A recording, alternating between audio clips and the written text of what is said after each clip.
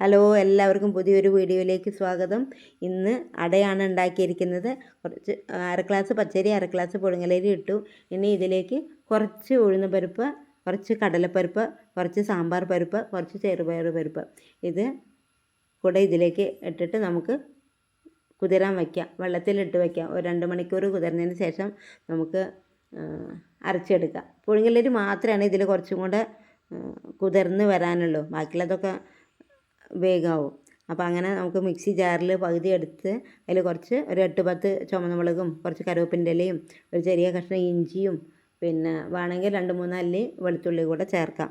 അപ്പോൾ അങ്ങനെ കുറച്ച് വെള്ളം ഒഴിച്ചിട്ട് നൊരന്ന് അരച്ചെടുക്കണം. നല്ല നൈസായിട്ട് അരച്ചെടുക്കാൻ പാടില്ല. അപ്പോൾ അങ്ങനെ അരച്ചെടുക്കുക. രണ്ടാമത് കുറച്ചും കൂടെ അരിയുണ്ട്, അതിൽ കുറച്ച് ഉപ്പും കൂടെ ഇട്ടിട്ട് നമുക്ക് അരച്ചെടുക്കാം.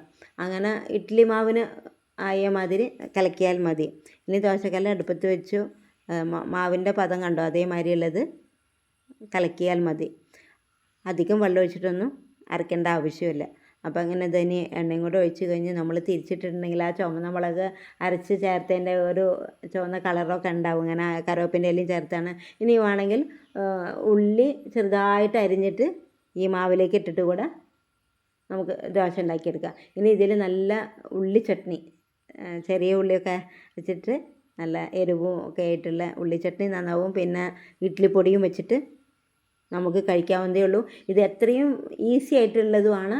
വേഗം ഉണ്ടാക്കാൻ പറ്റും. കാരണം സമയം എടുക്കില്ല. അരി കുതിരേണ്ട സമയമുള്ളൂ. ഇത് മാവ് പുളിക്കണം, തലേ ദിവസം അരയ്ക്കണം, അങ്ങനെയുള്ള യാതൊന്നുമില്ല. പെട്ടെന്ന് തന്നെ തയ്യാറാക്കാം. നമ്മൾ എന്താണ് ഉണ്ടാക്കേണ്ടതെന്നൊന്നും ആലോചിക്കേണ്ട ആവശ്യമില്ല.